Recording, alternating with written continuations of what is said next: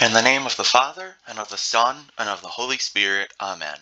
O heavenly King, Comforter, Spirit of truth, who are everywhere present and fill all things, treasury of good things and giver of life, come and abide in us and cleanse us from every impurity and save our souls, O good one. Welcome to the Orthologio Orthodox Apologetics channel. I am your host, Skylar. So today we're going to be continuing our discussion of the Old Testament. We've looked at Christ and Zechariah. We've looked a little bit about what it means for Jesus to be the Messiah, looked at some parts of the Psalms and elsewhere in the Old Testament. And today what we're going to do is we're going to look at the angel of the Lord. And now the angel of the Lord is a unique figure in the Old Testament, and so let us get started. What exactly is the angel of the Lord? So Malik is the Hebrew term for messenger, and what kind of messenger it is determined by the context. Okay, the angel of the Lord could be seen as a created angelic messenger communicating with man on behalf of the Father. This would be in a law of agency argument. But as we're going to see in this video on the slides that I've prepared for us, is that the angel of the Lord is a unique figure that, based on the context of his theophanies, must be more than a created angelic messenger. Okay, in other words, what I want to show in this video is that the angel of the Lord is more than just a mere angel. The Orthodox position would be that he is actually the pre-incarnate Christ. And just as the angel of the Lord is more than just a mere angel, so too is Jesus Christ more than just a mere man. Jesus Christ is the divine Son of God. He is Jehovah God in the flesh. So that's an important thing to pick in mind here. And so without further ado, let's get started with our examples. We've got some meat to unpack. We're going to start our discussion in Exodus. So Exodus 23, 20 to 21 and Exodus 33, 1 to 6 from the LXX, the Septuagint, are going to be our first example. We read in Exodus 23, starting in verse 20. Behold, I send my angel before your face to keep you in the way and to bring you into the land I prepared for you. Listen to him and obey his voice. Do not provoke him, for he will not pardon your transgressions, for my name is in him. But if you will indeed obey my voice and do all I command you and keep my covenant, you shall be my special people above all nations, for the whole earth is mine, and you shall be a royal priesthood and a holy nation. You shall speak these words to the children of Israel, and if you shall indeed obey my voice and do all I tell you, I will be an enemy to your enemies and an adversary to your adversaries. So what we have here is that God the Father is speaking to Moses in this context, and he's saying that he's going to send my angel, because God the Father commands the angels. He is the Lord of the angels. He is the host of the angels. And so he says that he's going to send his angel before you. But listen at the context that we have. We have some descriptive terms applied to this specific angel. We have God the Father telling Moses, well, you got to listen to him and obey his voice. Do not provoke him, for he will not pardon your transgressions, for my name is in him. Well, when we look at this, the divine name is in him. That means the divine name itself, Yahweh, I am. As we see in Isaiah 42:8, I am the Lord, that is my name, my glory I will not give to another. The Lord our God is a jealous God, he does not give his glory to anybody else. That the angel has his divine name means that the angel of the Lord, in this context, must be God, but not the Father, and that is what we say of Christ, that he is God, yet not the Father. And so we're going to see a little parallel that in Exodus 33, we're going to see that this angel is also uncreated, if that context was a little bit unapparent from Exodus 23. So we have in verse 23, Exodus 23, verse 23. For my angel will go before you, and the Perizzites, the Canaanites, the Girgashites, the Hivites, and the Jebusites, and I will cut them off. You shall not bow down to their gods, nor serve them, nor do according to the works, but you shall utterly overthrow them, and completely break down their sacred pillars. So you shall serve the Lord your God, and he will bless your bread, wine, and water, and I will take away sickness from you. No one shall suffer miscarriage or be barren in your land. I will fulfill the number of your days. I will send my fear before you, and I will cause confusion among all the nations to whom you come, and will make all your enemies turn their backs to you. I will also send hornets before you, which will drive out the Amorites, the Hivites, the Canaanites, and the Hittites from before you.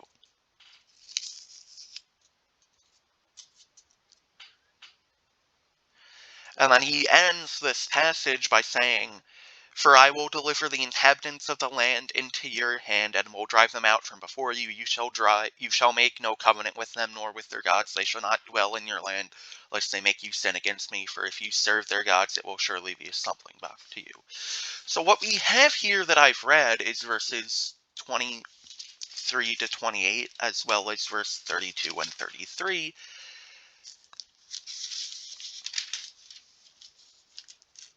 And that's actually a similarity between Exodus 33. In Exodus 33, now the Lord said to Moses, "Depart, go up from here, you and the people you brought out of the land of Egypt, to the land I swore to Abraham, Isaac, and Jacob, saying, to your seed I will give it. I will send my angel before your face. I will drive out the Amorite, the Hittite, the Perizzite, the Girgashite, the Hivite, the Jebusite, and the Canaanite. I will bring you into a land flowing with milk and honey, for I will not go up in your midst, lest I consume you on the way, for you are a stiff-necked people." And the people heard this bad news. They mourned in lamentation, for the Lord said to the children of Israel, "You are a stiff-necked people. Beware, lest I inflict another plague. Take off your bright clothes and ornaments, and I will show you what I will do." So the children of Israel stripped themselves of their clothes and their ornaments on Mount Horeb.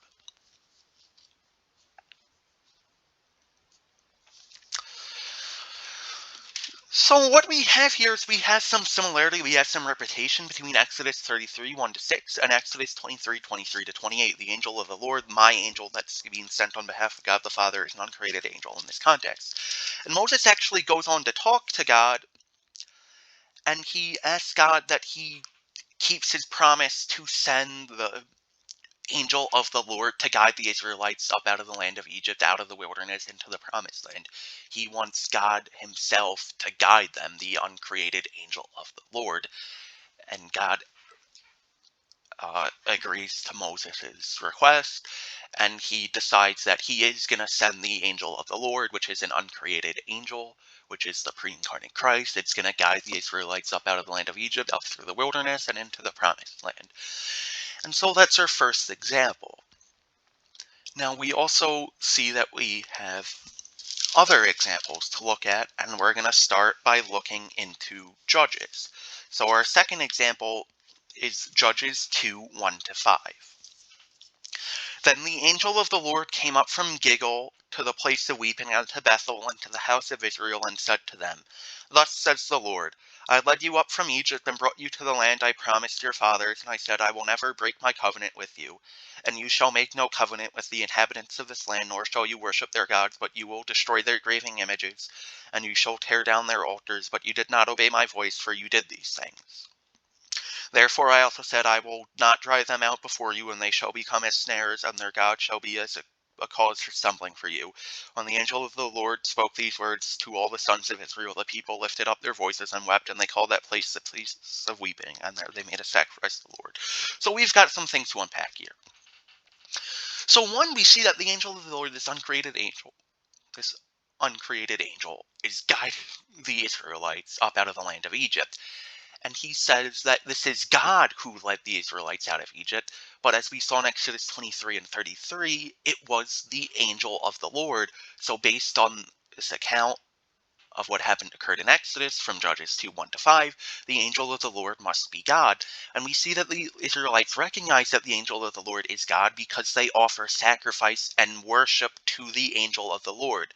Okay, you cannot offer sacrifices and worship to a created angelic being. You know, you can't worship Gabriel or Michael. That would be idolatry. That would be displeasing to God. The Jews would have seen that as idolatry. That's not something they would do. Because they worshipped and sacrificed to the angel of the Lord, it shows that the angel of the Lord is a divine figure equal to the Father, yet not the Father. In other words, the angel of the Lord is God, but not the Father, in the same way Jesus Christ, the Son, is God, but he's not the Father. That's a key thing to pick up in mind. And we're going to see other examples where we have sacrifices and worship being rendered to the angel of the Lord. So our third example is going to be Judges 6, 18-24. Okay, I have verses 18-24 up on the screen. I'm actually going to start up in verse 11 because this is a whole episode with Gideon. So Now the angel of the Lord came and sat under the terebinth tree in Ephrathah, which belonged to Joash the father of Esdri, while his son Gideon threshed wheat in the winepress in order to hide from the presence of the Midianites. And the angel of the Lord appeared to him and said to him, "The Lord is with you, mighty one of the armies." Gideon said to him, "It is I, my Lord. If the Lord is with us, why then have these evils come upon us? And where are all his miracles which our fathers told us about, saying, 'Did not the Lord bring us up from Egypt? But now the Lord has driven us out and delivered us into the hands of the Midianites.'" Then the angel of the Lord turned to him and said, "Go with this strength of yours, and you shall save Israel from the hand of the Midianites. Indeed, I have sent you." And Gideon said to him, "Be gracious with me, my lord, for how can I save Israel? My thousand is weakened in Manasseh, and I am the smallest in my father's house." And the angel of the Lord said to him, "The Lord will be with you, and you shall strike the Midianites as one man." Then Gideon said to him, "If now I have found mercy in your sight, then you shall do everything for me today that you have told me. Do not leave here, I pray, until I come to you, and I will bring out my offering and set it before you." And he said, "I am. I will wait until you come back." So Gideon went in and prepared a goat, kid, and unleavened bread from an ephah of flour. He put the meat in a basket, and he put the broth in a pot, and brought them out to him under the terebinth tree, and approached. Then the angel of God said to him, "Take the meat and the unleavened bread, and lay them on this rock, and pour out the broth." And he did so. Then the angel of the Lord stretched out the end of the staff that was in his hand, and touched the meat and the unleavened bread, and fire rose up out of the rock, and consumed the meat and the unleavened bread. And the angel of the Lord departed out of his sight. Now Gideon perceived this was the angel of the Lord, so Gideon said, "O Lord, my Lord, for I have seen the angel of the Lord face to face." Then the Lord said to him, "Peace be with you, do not fear, you shall not die." So Gideon built an altar there to the Lord, and called it the Peace of the Lord. To this day it is still in Ephrathah of the father of Esdri. So we've got some things to unpack. One, the angel of the Lord in this context is speaking to Gideon in the first person, which means it must be God. It's not a created angelic messenger. Created angelic messengers speak on behalf of the Father. They do not speak as if they are God. That's a key thing to keep in mind here. We also have to keep in mind that in verse 18, and he said, "I am, I will wait until you come back," the angel of the Lord accepts the intentions of Gideon to offer him a sacrifice. You only sacrifice to God. You do not sacrifice to man. You don't sacrifice to a created angelic messenger. You don't offer sacrifices to Gabriel or Michael. That's not something you do. That would be idolatry. The fact that Gideon is intending to offer a sacrifice to the angel of the Lord, and that the angel of the Lord accepts it, means that the angel of the Lord must be God rather than a created angelic messenger. For context, we see in the New Testament in the book of Revelation when John decides attempts to worship the angel rebukes him and says, "Why are you doing this? I'm a created angel. Don't worship me. I'm not God. I'm not Jesus." So if the angel of the Lord wasn't God, he would have corrected and rebuked Gideon and told him not to offer him a sacrifice. He also says, "I am," which is a divine statement, hearkening back to Exodus 22, where God said to Moses, "I am the Lord your God who brought you out of the land of Egypt, out of the house of bondage." We saw that God guided the Israelites out of the land of Egypt into the promised land, but as we saw in Exodus, we see that it wasn't exactly God per se, but it was the angel of the Lord that actually guided them. So this means that the angel of the Lord is God, but not the Father. Key thing to pick up on. And then we end this passage in Judges 6 by looking at verse 24. So Gideon built an altar there to the Lord and called it the Peace of the Lord. To this day it is still in Ephrathah of the father of Esdri. So Gideon offers sacrifice to the angel of the Lord, and then he builds an altar to praise and worship him. Sacrifice, praise, and worship, building an altar. These are all things that signify the angel of the Lord is God. These are things that would be idolatry to do them to someone that is not God. Gideon does not commit idolatry because the angel of the Lord is God. That's a key thing to pick up on. And we're also going to have Manoah in Judges 13.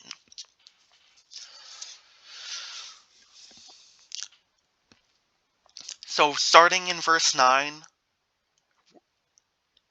"And God listened to the voice of Manoah, and the angel of God came to the woman again as she was sitting in the field. But Manoah her husband was not with her. Then the woman ran in haste and told her husband and said to him, Look, the man who came to me the other day has just now appeared to me. So Manoah arose and followed his wife. When he came to the man, he said to him, Are you the man who spoke to my wife? And the angel said, I am. Manoah said, Now let your words come to pass. What is to be the decision regarding the boy and his activities? So the angel of the Lord said to Manoah, The woman will guard herself from everything I have told her. She may not eat anything that comes from the vine of wine, and let her not drink wine or similar strong drink, nor eat anything unclean. All that I commanded her, let her observe. Then Manoah said to the angel of the Lord, Let us delay you here, and we will prepare a young goat for you. And the angel of the Lord said to Manoah, Though you delay me, I will not eat your bread, but if you offer a burnt offering, you must offer it to the Lord. For Manoah did not know that it was the angel of the Lord. Then Manoah said to the angel of the Lord, What is your name? So when your words come to pass, we may honor you. And the angel of the Lord said to him, Why do you ask my name? Is it extraordinary? So Manoah took the young goat and the sacrifice and offered it upon the rock to the Lord. And the angel wrought a distinct work while Manoah and his wife were looking on. And it so happened when the flame went up the altar toward heaven that the angel of the Lord ascended in the flame of the altar. When Manoah and his wife saw this, they fell upon their faces to the ground. When the angel of the Lord appeared no more to Manoah and his wife, Manoah knew this to be the angel of the Lord. And Manoah said to his wife, We shall surely die because we have seen God.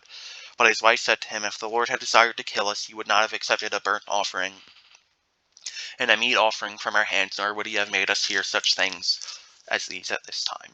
So again, what we have is Manoah and his wife are offering a sacrifice to the angel of the Lord. The angel of the Lord speaks in the first person, speaks as if they are God, not on behalf of God. And Manoah offers a sacrifice to it, which signifies that it must be God more than a created angelic messenger. Okay,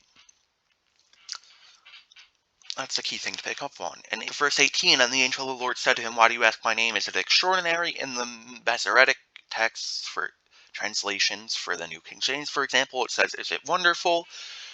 Which is a title, a divine name for Christ in Isaiah 9:6.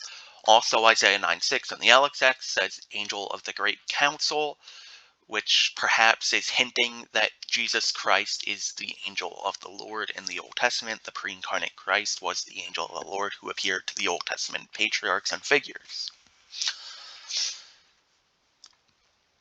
And so we're going to move on here. Example 5, we have Joshua 5:13-15, the commander of the Lord's army. Then it came to pass when Joshua was at Jericho, he looked up and saw a man standing before him with a sword drawn in his hand. So Joshua came near and said to him, Are you for us or on the side of our adversaries? He said to him, I am now come, the chief captain of the hosts of the Lord. Then Joshua fell on his face upon the earth and said to him, O master, what do you command your servant? The chief captain of the Lord said to Joshua, Loose the shoe from your feet, for the place on which you stand is holy. So we see that this is the chief captain of the hosts of the Lord. He's the commander of the angelic armies, the angelic legions.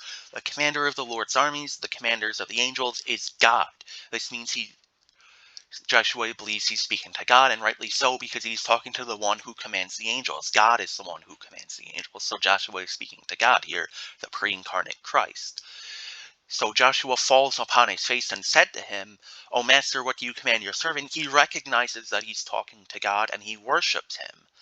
And the chief captain of the Lord said to Joshua, Loose the shoe from your feet, for the place on which you stand is holy. Well, this is the same command given to Moses in the burning bush theophany of Exodus 3. Likewise, we have a similar theophany of Joshua and the commander of the Lord's armies, as Moses had in the burning bush episode in Exodus 3. And so that's the key thing to pick up on, is that Joshua was talking to God here. And for our final example, we're going to look at Zechariah 3:1-5. As a reminder, this is something that we've looked at in our 2 videos on Zechariah. But I digress. And the Lord showed me Joshua the high priest standing before the presence of the angel of the Lord, and the devil stood at his right hand to oppose him. And the Lord said to the devil, The Lord rebukes you, O devil. Even the Lord, choosing for himself Jerusalem, rebukes you. Behold, is this one not like a brand plucked from the fire? And Joshua was clothed in filthy garments and stood before the angel, and he answered and spoke to those who stood before him, saying, Take away the filthy garments from him. And he said to him, Behold, I have taken your iniquities away from you. Now clothe him with a long robe, and place upon his head a clean mitre. So they clothed him and put a clean mitre on his head, and the angel of the Lord was standing by. So we have in these contexts that the angel of the Lord takes away the iniquities of Joshua the high priest. This is a similar episode to Hebrews, where we see that the Pauline author writes that the high priest of old first had to offer atonement for his own sins and then the sins of Israel. Jesus, as our more perfect high priest, is perfect and without fault, without blemish. Jesus doesn't have to offer up a sacrifice for his own sins because he's perfect and without sin. So, and he continually intercedes and makes intercession on our behalf. He is our mediator. Okay, but that the fact that the angel of the Lord forgives the sins of Joshua the high priest shows that it's God, for God alone can forgive sins in the Old Testament context. So that's the key thing to pick up on. And so that's what all we have for you today for examples. So what we've seen here is that the angel of the Lord is the pre-incarnate Christ. The angel of the Lord is God, yet not the Father, in the same way that Jesus is God, but not the Father, for he is the Son of God. We also see that the angel of the Lord accepts worship and sacrifice and praise, which are all things that a created angelic messenger would not do.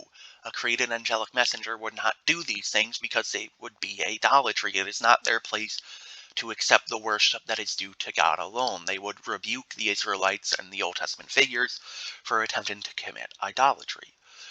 We also need to keep in mind that there are many other examples from the Old Testament that we could have looked at. Okay, there are many other examples I could have included from the Old Testament. We just looked at 6 examples here to show that the angel of the Lord is an uncreated, unique messenger in the Old Testament, and that the angel of the Lord is God, yet not the Father. And so there is a great book, by the way, that you can read on this topic by Matt Foreman and Doug Van Dorn, The Angel of the Lord, a biblical, historical, and theological study, with a foreword by Michael S. Heiser. Okay, this was an excellent book. It goes through much of the Old Testament and goes through in detail nearly every angel of the Lord example from the Old Testament. If you would like to get more information, that would be a great resource to consult. I mean, you could also look at Michael Heiser or Anthony Rogers. They have done some work on the Angel of the Lord. They have some lectures available on YouTube. Now, for what we're going to go moving on, what we're going to do in upcoming videos, we're going to look at Mark 12 and explain how the Shema and the teaching of Jesus in Mark 12:28-34, where he affirms the Shema of Israel, is not akin to Jesus' teaching Tawhid. We're going to see how the monotheism taught by Jesus does not align with Islam.